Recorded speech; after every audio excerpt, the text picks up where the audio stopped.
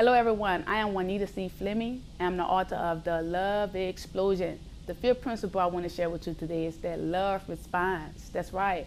I believe there's a blueprint God desired for us to use when responding to people, problems, or pain, and that is responding in love. To love our enemies, do good to those who hate us, pray for those who misuse us. The Bible says to taste and see that the Lord is good. When we respond in love, it becomes a win-win.